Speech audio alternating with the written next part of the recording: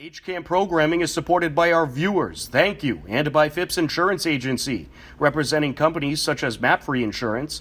Their family-owned independent agency is deeply rooted in the communities they serve and offer time-tested insurance products to fit individual needs. Since 1950, Phipps Insurance specializes in home, auto, business, condo, and renters insurance.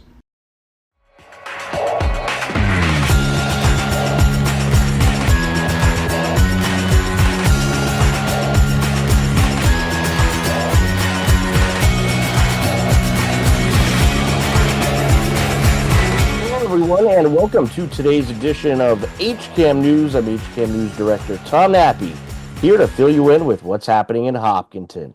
On today's edition of HCAM News, we have the latest in Hiller sports, plus HCAM hosted the annual contested races debates, plus much more.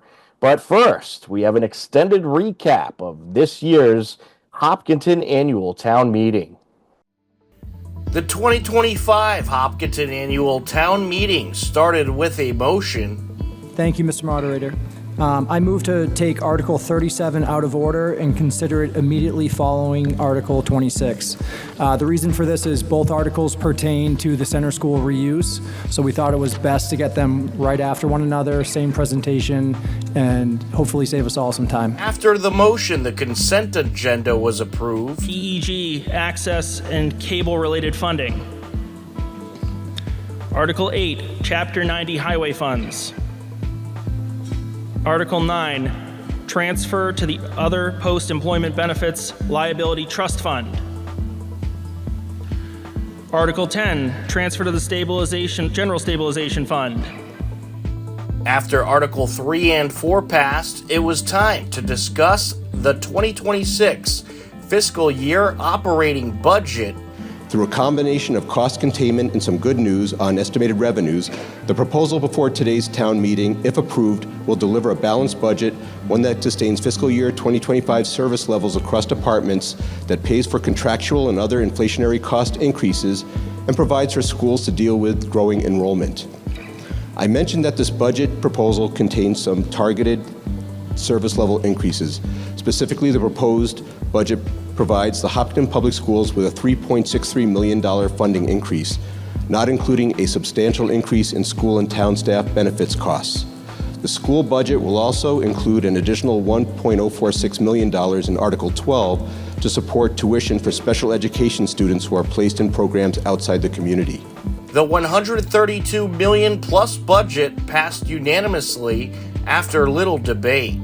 Article 13 set up a revenue account for the local meals tax. Supporting Article 13 is a proactive move to invest in Hopkinton's future, expand our tax base, as I mentioned, to diversify and reduce the tax burden on residents, improve services, and enhance our community for generations to come. The article passed unanimously. Article 14 included a public safety radio system upgrade and 3 new police cruisers. The should-dos, these are again the things we recommend. Can-dos, HVAC, we read the public forums and we're on Facebook just like you are. Help needed, what I really hope you see this as is we're looking for your recommendation and guidance. Article 14 passed unanimously. Article 18 was a town-wide water main flushing program. This article provides $18,679 from water enterprise retained earnings and $81,320 from unexpected capital funds. The source items where funds are to be reappropriated and the amounts are listed in the motions document. This is generally just to support our water main flushing program. It's a more regular process, and it's to help get more clear water. We've been having some problems with the water in the last couple of years. The article also passed unanimously. Article 19 was about the Grove Street water tank design. This article provides $250,000 from enterprise from unexpended capital funds. The source items from water funds are to be reappropriated, and the amounts are listed in the motions document. Water tank number 1 is almost 60 years old, and this is beginning the plan to figure out what is needed to replace the tank. The article passed unanimously. Article 21 was a supplemental appropriation for MWRA connection design work. This article provides $375,000 from certified free cash, which is to be repaid by the Water Enterprise Fund to the general fund within a period of 2 fiscal years. This work is needed to finish design work, which is currently at about 60% to complete it. The article passed a clicker vote, 128 to 21. Article 22 set up a wastewater treatment facility on Fruit Street with a cost of $465,000. This article provides $465,000 from sewer enterprise retained earnings. New screen required to comply with discharge permit from the Mass DEP, improves treatment and water quality. The article passed unanimously. Article 24 adds an adaptive playground at Marathon Elementary School and raised a little debate. More ground level play, which allows children of all abilities to be able to access and get onto all of those elements and play together with their peers. Here you can see a quiet area off with a playhouse, and the playground also has a pathway around which encourages different movements. You can see the different movements that are suggested in the path, which again is helpful to students. And again, this is a top-level view of the whole backside, and you can see how it is adjacent to the existing playground, which is at the top left. The article passed a clicker vote, 125 to 41. Article 26 was community preservation recommendation and was broken into 3 motions. Motion 1 and 2 included Marathon Elementary School and a recreation reserve for 3 water refill stations at the town common. We have more and more kids and families, and this is really going to benefit them. More things to do downtown, at the common, at the community center. But we can't do that alone, even with loaning against future CPC funds. Next slide. So the plan is, with support tonight, is to move forward with a public and private partnership. So we are looking to, with the HCA, but specifically with an RFP, move forward with a Hopkinton-based nonprofit focused on the arts. The article passed unanimously. Motion 3 preserved Center School. After a little bit of debate, the article passed unanimously. Article 27 was a zoning bylaw for defining a veterinary clinic. So there was a hearing with our zoning advisory committee to discuss it. They thought it was completely in line with what a veterinary clinic would provide, the services they provide. So they moved it to the planning board for discussion. We had a public hearing, and we as a planning board think it's totally in line with the services a veterinary clinic would provide. So that's why we're here before town meeting recommending it for approval. The article passed a clicker vote, 119 to 20. Article 33 changed the day and time of annual town meeting to the entire meeting taking place on the first Saturday in May. So I put Hopkinton's average as well as our annual town meeting in 2024. So our annual town meeting in 24 had a larger amount of articles. So it was a little bit more reasonable for it to be long. But the average, looking at us not including the COVID years where we did do 2 Saturday meetings, show that we actually have typically an average of 48 articles per meeting for annual town meeting. And our time for an average based on the last few years is 9.8 hours. So it's almost 3 hours longer than the current meetings in almost any other town that does it on a Saturday.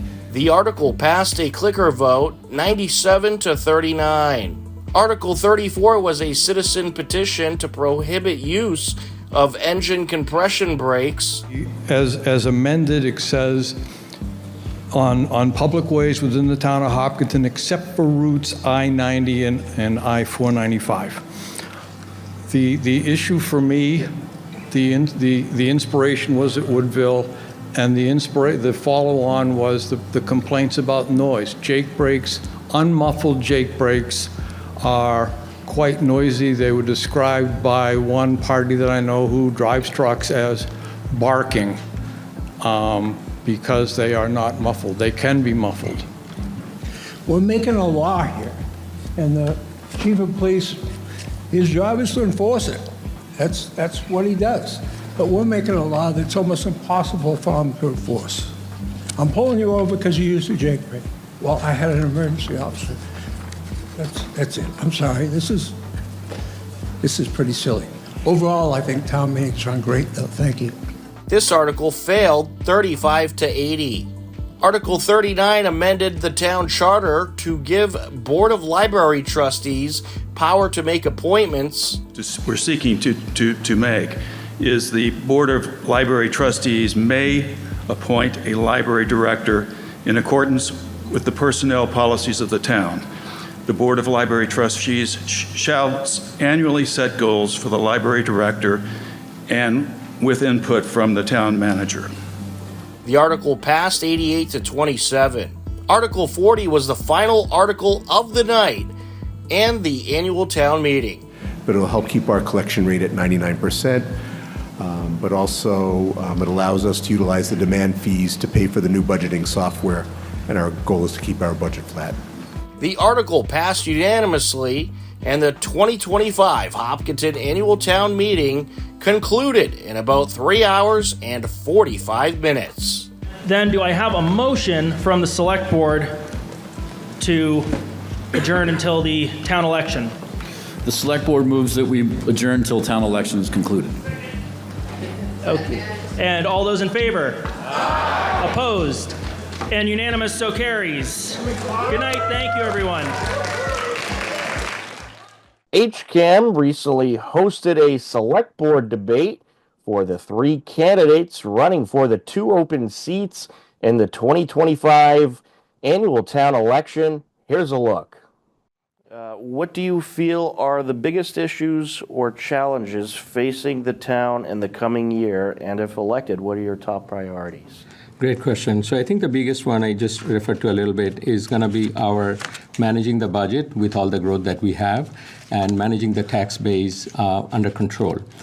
Because of the growing needs as well as the rising debt service that we are going to see with all the debts that we already have. So managing that is a complex matter. And in the past 10 years or so, I've been very close to the budget, and I've been working with the appropriations and now from the select board very closely to manage and provide a balanced budget without any override and actually a couple of underrides.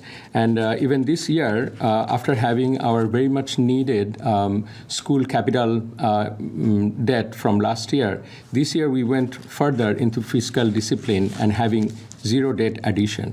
So that type of discipline and I think fiscal responsibility and fiscal oversight is what I bring to the table, and that's what I see as the biggest challenge that we need to manage and be very cognizant and very close to while serving as a select board in the coming years.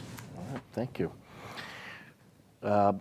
Mr. Kisner, same question. What do you feel are the biggest issues or challenges facing the town in the coming year? And if elected, what are your top priorities? Certainly. So first and foremost, I think you always want to have your ear to the ground about the community. You've heard me talk a few times about the purpose of Select Board really being a conduit of Hopkinton and what issues the town is talking about. I don't know what you're discussing around your kitchen table, but right now around mine, we are concerned about the quality of water in town, the availability of water in town. We're concerned about the property taxes. 85% of our town's operating budget comes from our property taxes. It's more than $100 million, folks. I don't know about you, but we can only afford that tax and spend growth for so long before we need to find a new way to grow revenue in town. And I know that because people are coming and telling me that we are pricing them out of this community. And in some cases, these are the very people who helped build the town into the state that it is in today. So finding a way to make this a place that can grow but be affordable and sustainable for all generations of the community, and not just one where you tax and spend and we thank you once your kids graduate and we ask you to leave and make room for somebody else. That's not the community fabric I envision. I ultimately see significant challenges with capital expenditures and growth, much as Shahadul noted. I think that's why my significant experience on the Capital Improvement Committee and my understanding of the financial nuances in our town will bring significant benefit to the board. Thank you. Mr. Doyle, same question. What do you feel are the biggest issues or challenges facing the town in the coming year? And if elected, what are your top priorities? Great. Yeah, a lot of similar trends here, but number one priority is figuring out water, right? Quality and quantity, making sure that we have enough and it's suitable for drinking is most important in my mind, and it's from the people that have been reaching out to me about running, what they've been listing is top of their mind as well. Also focused on financial discipline, making sure that we are being responsible and trying to keep our taxes as low as possible so that people aren't being forced to move out of town. Similar approach on that vein with financial challenges facing seniors, where I think we've already taken a step in the right direction to address that. Need to attract more businesses to town, which we'll be talking more about in a couple of days. And then one that didn't get put up yet was traffic. I would like to talk with some of the experts in town to see if there's something we can do. I don't have a solution to it yet, but I would like to work with our town to see if there is something that we can do to address that. All right. Mr. Kisner, I have a follow-up. You mentioned water quality. How would the select board plan to trying to better the quality of water in town? So I don't think the select board plays a role in directly bettering the quality of water in town. Like any leader, you empower the individuals and experts, and in this case, there are numerous boards that are tasked with going after this. I believe it's the Water and Sewer Enterprise Task Force, because someone will correct me on the name of it. But we have a board that's been empowered by the select board that is specifically looking into this issue, continuing to provide them resources, getting feedback from them. What's the guidance that they're looking for, the top-level decision-making and leadership signal, the support that they need, the obstacles that they're facing. That's the way in which I think the select board can signal their support and their influence over the water quality. It's the power of the pulpit. The things that they talk about, the things they choose to put on the agenda and focus their time and attention on becomes the things that inherently the town is focused on. So no, Matt Kisner cannot be a filter for your water, but yes, the select board can help focus and empower those who are tasked with doing so on your behalf. That's what leadership is, folks. All right. And Mr. Doyle, you mentioned water quality as well. Is there anything you wanted to add to that? Yeah, I was at the select board meeting when, I also don't remember the exact name of the group, but when they presented on it, right, there's two options. There's MWRA and there's figuring out filtration systems in town. We need to work with the experts to identify what is going to be an appropriate cost-effective solution that's going to be the best for the long term. And we need to work with our experts to address that. So that would be my focus, is listening, analyzing the data, and helping the team make the right decision. All right, terrific. And absolutely. So as you may have known or seen, I have been an advocate for clean water since I took office the first time, and I listened to the residents and also found out that PFAS is a real issue. We had to solve the problem for well 6, spending millions, but it worked out, and we have the safe water now. But as we look at the horizon, as my colleagues also mentioned, as I saw the problem with my colleagues, I advocated and formed this advisory board. And the goal is, Select Board has so many issues at hand. We need a focus group of people who can provide that expertise and thought leadership as to how to solve it for long term. And that's what the board is, or the advisory board is now assigned to. And at the same time, we are looking at the MWRA solution as well. There's design going on, and we are trying to negotiate with our neighboring cities. So there's a multi-pronged approach to it. It is a long-term problem, but we have to solve it. Clean water is a human right, and I'm a big proponent of it, and that's what I've been working on and will be working towards. We are going to take a quick time out. A whole lot more HCAM news ahead. Don't go anywhere. HCAM is supported by our viewers. Thank you. And by the Hopkinton Independent newspaper and online news site. The newspaper reaches 100% of the homes and businesses in town, and the website is updated daily with exclusive Hopkinton content. Readers can receive a daily newsletter and breaking news alerts via email. Bay Path may have outgrown its space, but not its mission. We need your help to build a new facility that matches our capabilities and dedication. Join us and help ensure we can continue to provide exceptional care and find loving homes for animals for years and years to come. Thank you.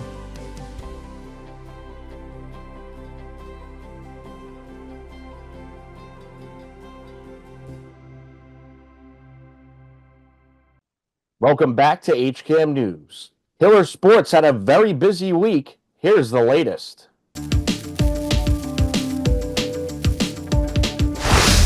On Tuesday, April 29th, Hiller Unified Track took on Westwood.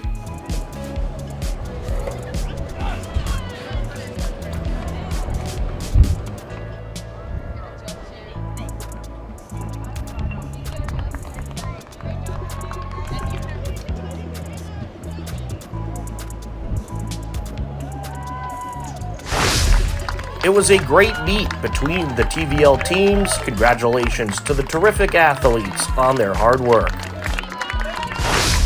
On Thursday, May 1st, Hiller baseball played on the Hopkinton High School grass field for the first time in probably 5 years. It was a 2-0 Dover Sherborne lead heading into the bottom of the third. Line up and the pitch, and this is going to take a couple hops off the left side. Glove by the third baseman, throw to first. He'll get the out, but a run is in. So a job well done, a sacrifice RBI ground out for Mitch Stimulus. Rich around to score. Hillers played a run. Top of the fourth inning, the Blue Raiders bats get going again. And this is up the left side, past the glove of the third baseman. One run is in, and here comes another to throw in, and he is safely aboard at second base. That's a 2 RBI double. Set to deliver. And this is up the middle, takes a couple hops, picked up by the shortstop. Throw to first, it gets away, one run is in. Here comes another run, and that is going to be a reach on the error by Will Foreman, and 2 more runs come in to score. 4 runs in the top of the fourth for Dover Sherborne, and the Blue Raiders would end up taking the 8-2 win over the Hillers. Dover Sherborne improves to 6-6. Hillers fall to 8-4. Also on Thursday, Hiller Boys Lacrosse was in action versus Dover Sherborne.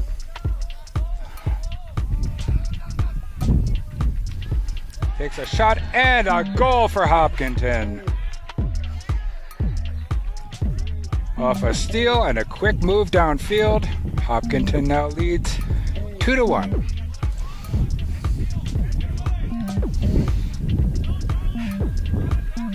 But not enough for any penalty shots or yellow cards, so.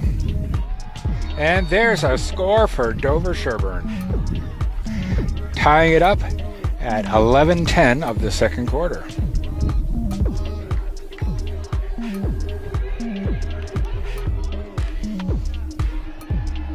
And another goal for Dover Sherborne. They take the lead at 7-11.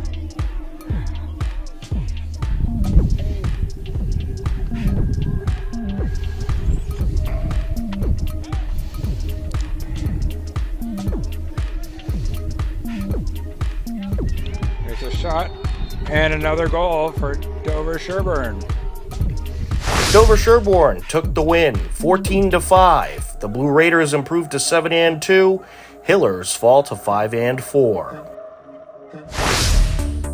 Hiller girls tennis met up with Westwood for a previously postponed meeting on Sunday, May 4th.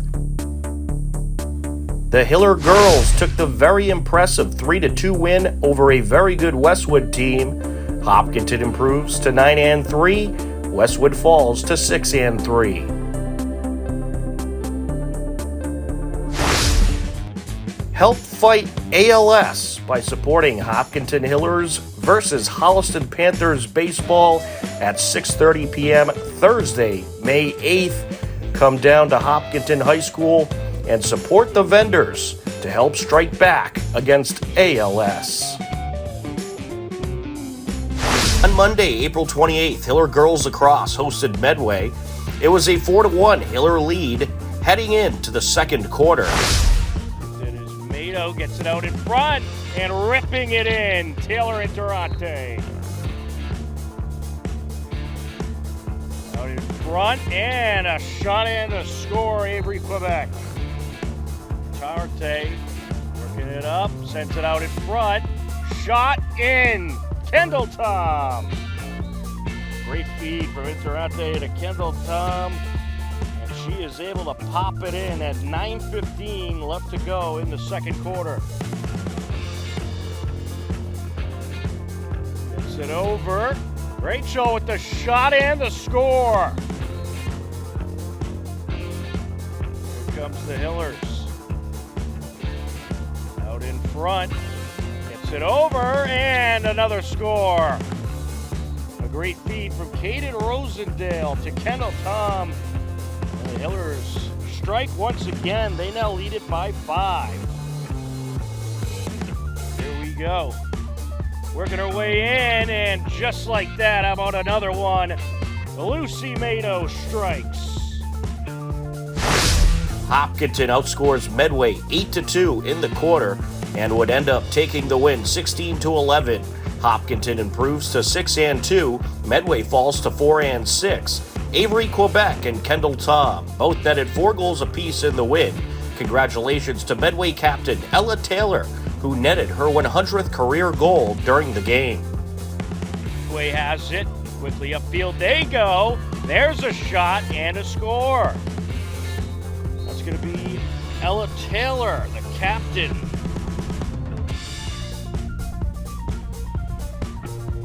Good score for Ella. That comes at 6:12 left to go. 4-2 game. And we have, I think, a landmark score there for Ella.